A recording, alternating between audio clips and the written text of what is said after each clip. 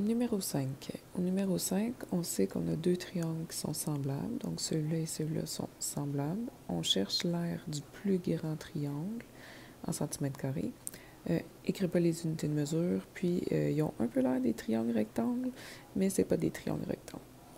Vu qu'on est dans les figures semblables, on va se chercher des segments homologues, des éléments homologues.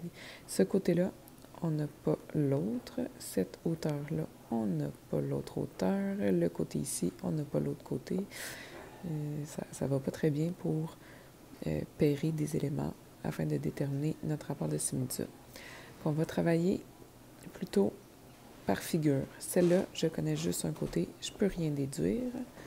L'autre figure, je connais quand même la hauteur, l'aire, je pourrais déduire la base. Mais avec la base, j'ai pas plus l'autre base. Avec le périmètre, si j'enlève cette base-là, j'aurai le côté ici. Et d'un côté à l'autre, là, je pourrais déduire ce qui se passe avec mes figures semblables.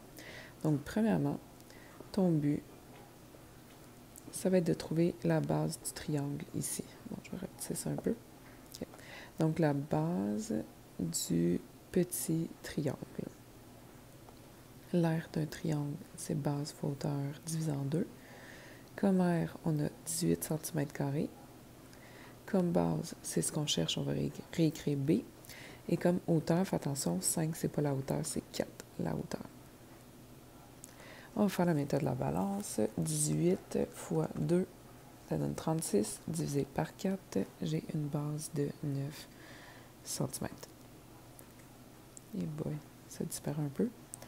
Maintenant que j'ai ma base ici qui vaut 9 cm, je vais prendre le périmètre, je vais enlever le 9 cm, je vais enlever le 5 cm et déduire le côté ici. Donc, deuxièmement, le côté inconnu du petit triangle. Bon, ça va être périmètre moins le côté de 5 cm moins le côté de 9 cm qu'on vient de trouver. Donc, périmètre de 22 moins 5 plus 9, donc moins 14. Et ça va me donner 8 cm pour le côté ici. Maintenant, on a assez d'informations pour déduire que de 8 cm à 24 cm, on a triplé les mesures, ce qui veut dire que la hauteur aussi serait triplée.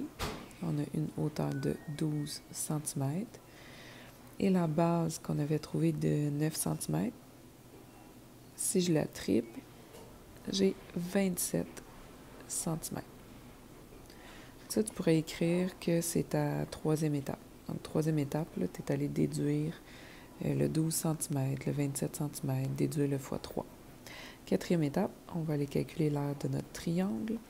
Base fois hauteur divisé en 2. Oups, il faudrait dire de quel triangle on est rendu à trouver pour le grand triangle. Grand triangle. Avec la base, on a 27. Hauteur, on a 12. On divise par 2.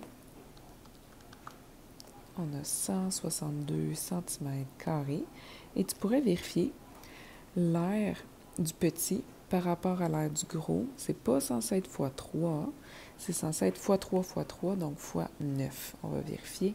18 fois 9, 162. Yes, tes affaires fonctionnent.